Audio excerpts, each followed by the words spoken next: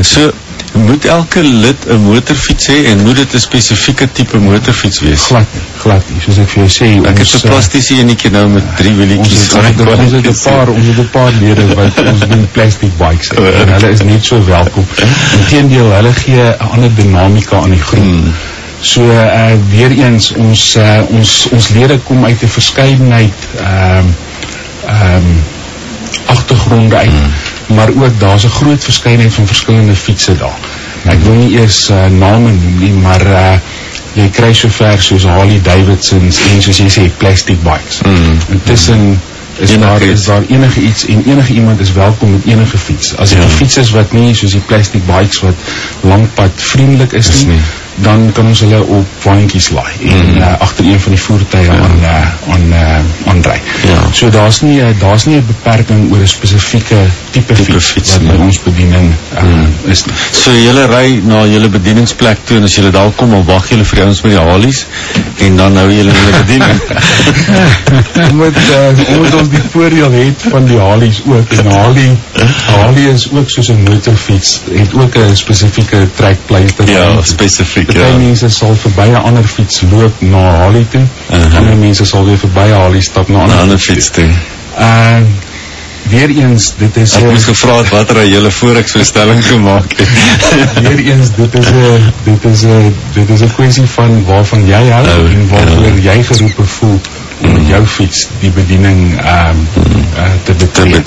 En ons is baie gefokus, weer eens soos ek gesê het, op opleiding. So daai oorbel van jou is nou nie deel van ons veiligheidstoerusting, maar ons promoveer baie dat ons mense moet regte klere dra, toerusting dra. Ek kry yskoue rillings as ek van hierdie skoolkinders sien wat met 'n kort broek en trappies rondry. So hopelik is dit ook 'n area waar ons 'n rol speel. Ons het al van die skole gaan besoek en spesifiek ook, nie net aan die geestelike kant nie, maar ook bietjie veiligheidswenke aan hulle oor te dra. As ek nie my veiligheidsklere aangehad het die dag van die ongeluk nie, was ek beslis dood. So my klere wat my tot 'n groot mate gered het, natuurlik behalwe vir die Here se wil. So dit is belangrik. Ek voel baie keer lus en trek van my ouetjies af en draas met hulle dan langs die pad soos 'n ou tannie met krullers in haar hare. Maar mense verstaan hoe belangrik dit is. Dat 'n mens veilig en verantwoordelik is met dit wat jy doen. Loop my bietjie deur fisies. Nou gaan julle, kom ons sê julle gaan na 'n ouerhuis toe of skool, of vertel my bietjie, wat is die prosedure? Ja, ons het as ek nou dink aan die 2 uitreike, ons het by Sonheuwel informele gemeenskap het ons 'n uitreik gehad en by Harmonie ouerhuis. Gewoonlik doen ons dit in ons bied vir die mense ietsie aan om te eet. Ons wil byvoorbeeld 'n potjie maak die dag daar en bedieningsgeleenthede skep. Maar die groot aantrekkingskrag bly die mense wat agter op die motorfiets wil ry. En daar weer eens van oud na jonk, na groot na klein, wil graag op die motorfiets ry. En ons het 'n paar ouens wat ons geïdentifiseer het wat die mense kan rondry in die beperkte area waar ons dan die bediening het. En dit is gewoonlik 'n groot hoogtepunt. Daar was van die tannie, soos jy sê, wat baie skepties was in die begin, maar nadat sy van haar fiets afgeklim het, kon jy nie die smaal van haar gesig afhaal het nie. En hulle leer ook seker bid, as hulle nie wil bid nie, dan sit julle ook agterop. Ek sal dalk een staaltjie graag wil vertel van 'n tannie wat agterop saam met my gery het by Harmonie ouerhuis, en toe ons op 'n stadium so om 'n draai gaan, toe sê sy het een keer in haar lewe op 'n motorfiets gery en hulle het geval. En ek sê, tannie, en het jy seer gekry? Toe sê sy, nee, sy het nie seer gekry nie. En ek sê, die kerel, sy sê, nee, sy het hom nooit weer gesien nie, want hy was te bang vir haar pa. Nou sê ek, tannie, nou, wat kan jy van die ou van my vertel? Toe sê sy, wel, as hy vandag nog aan hom dink, dan kry sy nog steeds vlinders in haar maag. So, dit het vergang is het daar ook weer teruggebring, en tannies wat agterop, en is baie interessant dat die oomies is nou die bang is, en die tannies is allemaal wat agterop spring op so'n dag soos daai, en dan ry ons oorals met hulle rond, en is eindelijk vreselike pret, jy weet, ek moet ook byvoeg dat die meeste van die tyd wanneer ons betrokke raak by 'n raak leef aksie, of 'n raakleefgeleentheid, kom ons gewoonlik meer geseën daarvan af terug. Absoluut, ja. As elke keer, jy weet, as jy ou na 'n plek toe gaan en dink jy gaan kry, dan maak jy 'n redelike groot fout, en dit is tipies maar hoe die lewe werk, jy weet, hoe meer jy gee, hoe meer jy saai, hoe meer sal jy maai, en dan sien dit gereeld, dat ons terugkom en vir dae lank nog trane stort oor van die goed wat ons daar ervaar het, en dat ou net elke keer weer sien hoe geseën is jy eintlik.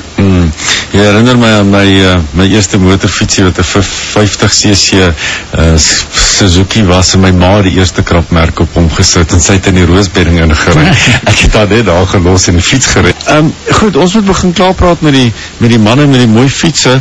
Sê vir my, hoe ek is dalk nou in 'n gemeente, en ek weet daar in die gemeente is 'n paar manne met fietsse, en ons wil graag iets saam doen, maar ons is nie lekker seker nie. Hoe het julle begin, en hoe sou so 'n gemeente met 'n motorfietsbediening begin? Jy weet, Raymond, is hierdie wat ek nou sê, gaan nie net oor motorfietsse nie, dit gaan oor so baie ander dinge ook. Dis, weet die woord is baie duidelik, ons kan gerus daar in Jakobus 1 gaan lees, dat as jy die goeie woord kry en jy moet 'n verskil gaan maak en jy doen dit nie, dan is jy besig om jouself te kil, en dan sê die woord nog wel verder, sê dit dan wag 'n redelike verrassing op jou. So waar ouens ook al in gemeentes betrokke is en soortgelyke, kom ons noem dit nou maar 'n belangegroep in hulle gemeente mee wil begin, is hulle baie welkom om met ons kontak te maak. Tersie sal ook net nou die kontakbesonderhede vir die ouens gee. Maar die belangrike ding is uit die aard van die saak om die leierskap in die gemeente te laat inkoop by die belangrikheid van 'n belangegroep en die soos die Engelsman sê, die sustainability daarvan, want dit is die enigste manier hoe hierdie groepe langtermyn oorlewingsgeleenthede het. Jy weet, omgeegroepe, selgroepe, is die regte manier om met mekaar in elk geval vandag te interageer binne 'n gemeente, veral in die mega gemeentes, want dit is eenvoudig net te groot om persoonlike kontak daar te hê. En die omgeegroepe, selgroepe, ons weet allemaal wat die doel daarachter is om te verdeel. Maar op die eind van die dag het ons agtergekom dat hierdie belangegroepe, soos wat ons nou maar is, het 'n baie langtermyn oorlewingsgeleentheid, en jy het 'n konstante groep mense wat by jou aansluit, soos wat hulle vir jou raak sien, en die struktuur, dit is baie belangrik om 'n behoorlike struktuur, 'n behoorlike kommunikasiemodel, soos wat ons vandag het, te implementeer. As jy nie daai model implementeer nie, dan gaan jy lewenslang sit en jou dood wonder oor hoe kry jy nou hierdie ding van die grond af, in plaas van om met die werklike ding uit te kom wat eenvoudig is, en dit is om disippels te maak wat leer disippels kan maak. So as enige iemand is wat ernstig in 'n gemeente betrokke is en hulle wil weet hoe om 'n soortgelyke bediening by hulle van die grond af te kry, dan is hulle baie welkom om vir ons te kontak. Ons kan hulle help daarmee, en selfs met enige belangegroep, of dit nou 4x4 of boogskiet of fotografie of blommerangskikking, kompetisiehekkel of wat ook. Kompetisiehekkel, en of die tannies nou wil pannekoek bak, hulle is regtig vir ons welkom, want as jy welkom om ons te kontak, want as jou struktuur nie reg is nie, en jy dit nie van die begin af behoorlik aan mekaar gesit en weet waar jy nie op pad is nie, en weet wat jou opdrag is, en as dit net 'n pretgroepie is, moet ons nie bel nie, want dan gaan dit nie werk nie. As jou primêre doel op die eind van die dag is om die woord van die Here uit te dra en om 'n verskil in mense se lewens te maak, kontak ons sal vir jou enige tyd help om dit van die grond af te kry. Sê vir ons nou, waar kry ons julle in die hande? Raymond, soos jy kan sien, ons is redelik aktief op Facebook. Ons het 'n aktiewe Facebook bladsy wat ons altyd ons foto's opsit en ons kommentaar opsit, en daar is 'n gesegde vir ons wat sê, as ons so op 'n outright gaan, dan kom ons terug, ons sê nie eintlik veel nie, maar ons sit alles op Facebook. So as jy regtig wil weet wat by ons aangaan, as jy toegang kry tot ons Facebook profiel, dan kan jy 'n bietjie daar lees. Wat is die bladsy? Hy val onder Christian Motorcyclist Moreletta. Dan het ons ook 'n website wat jou bietjie inligting sal gee, CMM, ek wil dit neerskryf terwyl jy dit sê, ministry.co.za. motorfiets.co.za. Okay. Jy kan daar vir ons 'n e-pos stuur en ons sal hom vir jou beantwoord en dan uitnooi na ons woensdag aand geleenthede toe. So ek wil regtig vir enige iemand daar buite wat 'n motorfiets het of wat nie 'n motorfiets het nie, wat aanklank vind met wat ons vanaand oor gepraat het, uitnooi om 'n draai by ons te kom maak. Soos ons gesê het, ons wil regtig daad by die woord voeg en ons wil regtig waar uitgaan en disippels maak om God se woord uit te dra. En ons motorfietsse is ons voertuig wat ons gebruik om dit te doen. En ek beloof vir jou, jy gaan groot pret hê saam met hierdie groep. Jy gaan groot geleenthede hê om ook jouself geestelik te verryk. Ja. En dit is 'n baie lekker geleentheid wat ons het om ons fietsse te gebruik in die bediening. Goed, ek wil net sê, dis ook op my Facebook bladsy, ek het vanmiddag 'n nota daar gesit en aan die nota attached toe die kontakdetails geheg. Maak asseblief nog net seker, jy lees reg, ek het gesê Christian Motorcycle Association, ons het mooi verduidelik vandag dat dit nie die Christian Motorcycle Association is nie, maar al die nodige kontakdetail is ook op my blad onder my, hoe sê ons al die goed in Afrikaans, onder my status, waar ek gesê het ons gesels vanaand met die motorfietsmanne. Julle kan ook daar gaan kyk en dan soos gewoonlik net na ons gebedstyd sal ek die webtuiste se adres weer herhaal. Philip, miskien is ek so vir oulaas net vir die luisteraars kan sê, jy weet, ons praat nou oor baie goed hier en ons praat spesifiek oor 'n motorfietsbediening. Maar as jy vandag 'n gelowige is en jy is besig om nie ander mense daardeur te beïnvloed nie, dan is jy besig om jouself te kil, het ons nou reeds gehoor vroeër. Maar dan een baie belangrike ding is, Matteus 5 sê dit vir ons so duidelik, julle geloof moet net so sigbaar wees soos 'n stad wat hoog bo op 'n berg gebou is.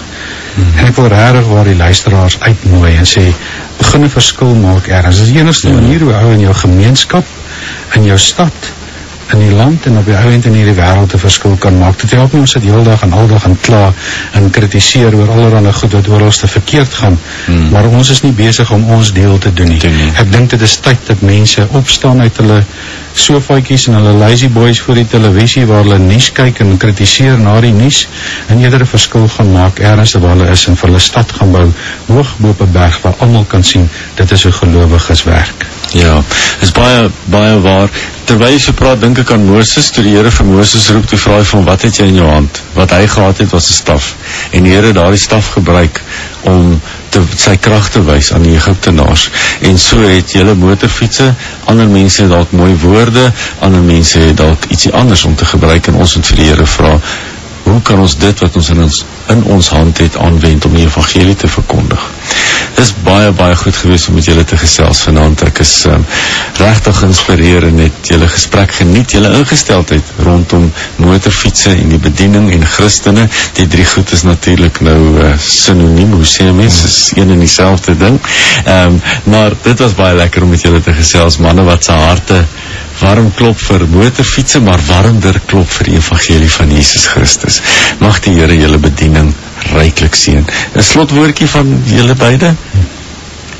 Kom leef iemand raak, nie iemand raak ry nie. Goed so.